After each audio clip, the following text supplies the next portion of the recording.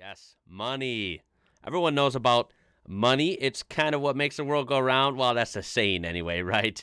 What's crazy is money looks a lot different around the world. Comes a lot of shapes and sizes and colors. So we're looking at, why does Europe have €0 banknotes? Now that's crazy. We use dollars here, the American dollars in the United States, and obviously the lowest dollar there is a $1 bill. And then, of course, you go to coins when you go below that. A $0 bill just sounds hilarious. Sounds like some sort of a joke. I don't see how that would be a thing. That's why we're going to learn about it. This is from Half Asleep Chris. Make sure to check the link in the description so you can watch his channel and the whole video uninterrupted. Let's get straight to this. I have no idea what to expect. Here we go. This is a €0 banknote.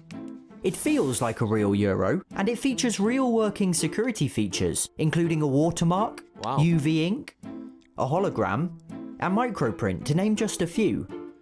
Gotta say, it's pretty smooth looking note. I like it. They're authorized by the European Central Bank, and if it wasn't for the giant zero front and center, you could very easily mistake it for a genuine euro. So what exactly are these banknotes, and why do they exist? Join me as I attempt to travel an entire continent through these peculiar yet fascinating notes. If you enjoyed this video, please consider subscribing. Now, despite Europe being... So that intro, I can't wait to see his explanation, because the intro begs a question.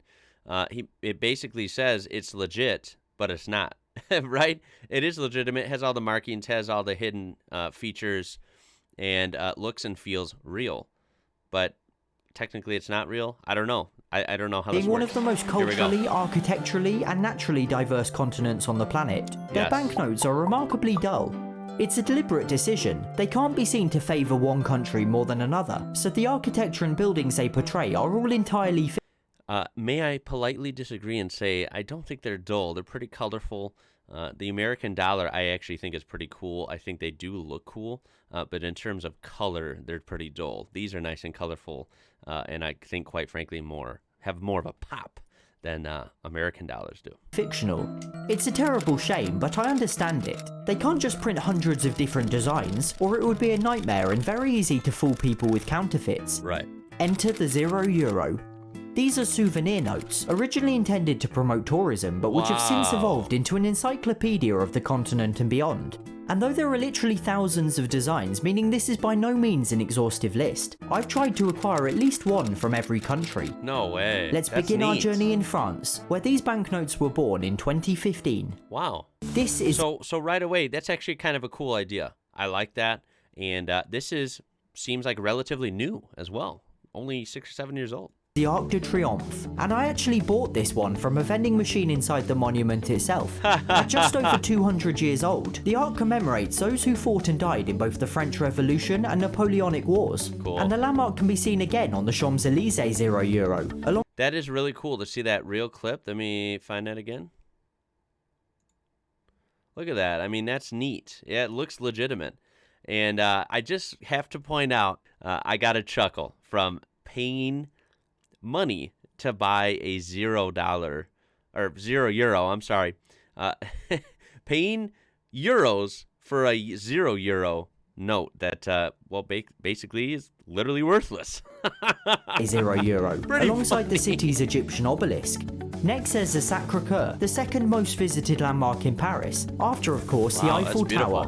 Now these two notes are actually polymer rather than the traditional paper feel of the euro. Although they normally make these in paper, I obtained them as part of a 2017 polymer collector's set. Oh, cool. It's also worth pointing out that the Eiffel Tower features on all of the notes, both as one of the landmarks depicted on the reverse, and as this strange holographic shape in the top left of every design, portraying the landmark's footprint. This symbol also appeared on the last 200 French franc note before the introduction of the euro, featuring the tower's designer Gustave Eiffel. I would have never guessed that. Now we leave Paris behind and travel to the magnificent Palace of Versailles, again part of the polymer series, before heading south to the Millau Viaduct, the tallest bridge in the world. Wow. Finally, for France, we visit the rarest €0. I had no idea about that bridge. Not that I'm a bridge enthusiast, but I gotta say, that's pretty spectacular. Before heading south to the Millau Viaduct, the tallest... Look at that. Wow. Gonna have to look that up at a later time. ...bridge in the world. Finally, for France, we visit the rarest €0 of them all, and what is in fact the single rarest banknote in my entire collection. Marineland is an aquatic zoo that in 2015 saw devastating floods. Oh, no. Many animals escaped, while some were left in mud-filled pools, and several even tragically died, including sharks, stingrays and turtles. Another casualty of the flood, however, was the €0 machine, destroyed and lost to the water, and nobody's precisely sure how many had been sold up until that point. Oh, wow. Whatever the number, it wasn't a lot, and the surviving notes have since skyrocketed in value, becoming the most sought after of them all. Wow. With that, let's move on geographically to Monaco, the second smallest country in the world. Hey, you know what? Monaco, I know as a car guy, I got a lot to learn, but I know just on the surface, Monaco is a pretty stellar place.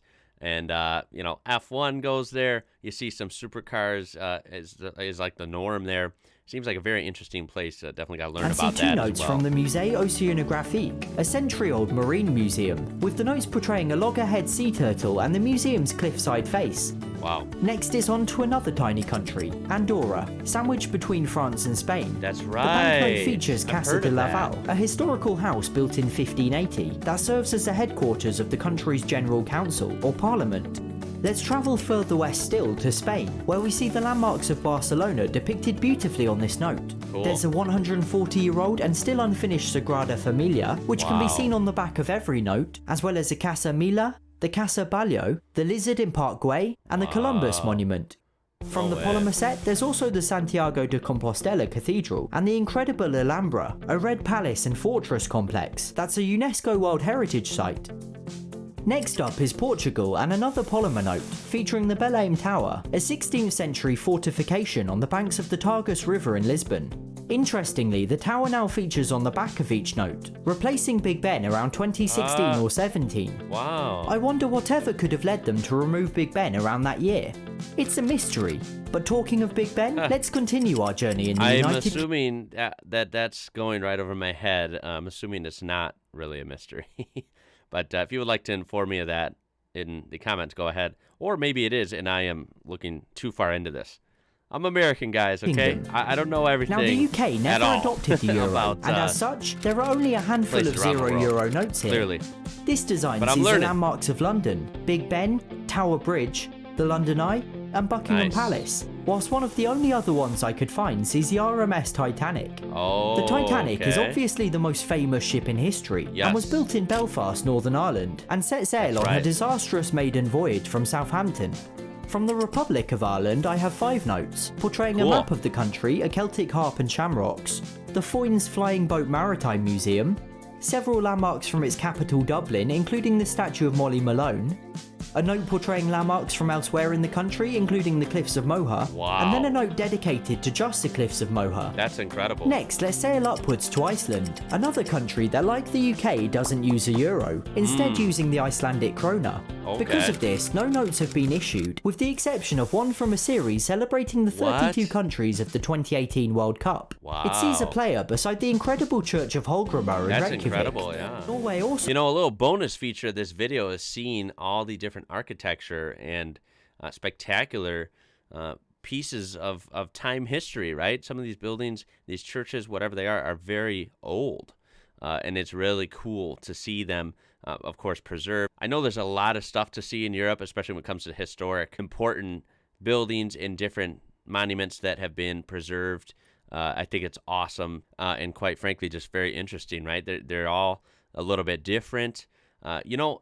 One thing from an outsider's perspective that I guess I've heard before, but I would have to agree with, and I would have drawn my own conclusion even if I've never heard it. I feel like when you go through Europe, you have all these countries together, and they each have their own flair, right? It might feel like you're in Europe. If you've traveled the world, you might know you're in Europe, even if you're in some different countries within Europe, say compared to Asia or compared to Australia or whatever.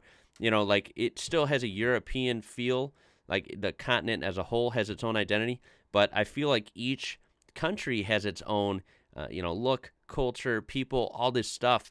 And I kind of compare it to, loosely compare it to, if you were traveling around Europe, it'd kind of be like going to different states, like here in the United States. Each state has its own look, its own flair, its own culture, its own food, and the list goes on. And that's what I love about traveling around the United States. And I feel like I would get that vibe from Europe as well if, I got to travel all around. Also doesn't use a euro, instead using the modern looking Norwegian krone. And like Iceland, mainland Norway doesn't have any €0, although Svalbard, one of the nation's Arctic territories, does. The note features a polar bear with her cubs, beside one of the iconic polar bear warning signs. Oh wow. Now since this is one of my favourite designs, that's I'm cool. giving 5 of them away over on my Instagram, at Half Asleep Chris. So make sure to head over there after this video for a chance to win one of these adorable bags. Now I'm aware how long and list-like this video is becoming, and I can even feel my own attention span slipping. So Austria is going to be the final country we look at in this particular video. Okay. Let's start in Hallstatt, an incredibly picturesque village on the shores of Lake Hallstatt. I actually have 2 banknotes from here. Dang, that comes through really well, even on this banknote with the obviously, the color and printed on, money, not the ideal HD picture, and it still looks spectacular. That must be a scenic place, of course, with the presumably lakefront and the town and the mountains. Wow. Traditional €0 and this strange green one. This is actually a rival company that prints its own notes, believe it or not. Wow. They're still based upon the original euro design and also feature working security features including UV ink, microprint, and a watermark. Although this brand hasn't become nearly as successful. Anyway, next we visit Salzburg, home of legendary composer Mozart, before ending our tour in capital Vienna at the majestic Schönbrunn Palace, a note from the Polymer series. That's gorgeous. So this is where we put the bookmark. And well, there you have it. I thought this was kind of interesting. And sure enough, it is interesting. I had no idea that €0 banknotes were a thing. Turns out they are worthless, but are they? They're really not. So obviously I don't think you can go to a restaurant or something and go turn in a €0 banknote to pay for something, right? But they're not worthless because, as he mentioned, there are some really valuable ones, and you could, sell them to someone that really wanted them and probably get a lot of money in return, which is just a funny concept. But so yeah, I think this is really kind of interesting paradox here with the €0. And did not know it was a thing, never even heard of that in my life, so I really learned something new. And I encourage you to check out the description so you can watch this whole video uninterrupted and check out his channel. This is awesome stuff, really interesting. So please throw a thumbs up, a like on this video if you enjoyed it and learned something new along with me. You can subscribe to join one of the best communities on YouTube. I can safely say that, and we're on our way to 100K, so I would appreciate your help with that. With that being said, guys, cannot wait to hear your comments down below. Do you maybe collect €0, or have you maybe used them or discussed them with someone who wasn't aware of them and really gotten to mess with them, confuse them or something? Or maybe do you just collect money, coins, banknotes, something like that? What's some of the coolest pieces you have? Let's hear about it down in the comments. My name is Ian. You're watching IWrocker. Until next time, y'all. I'll catch you later.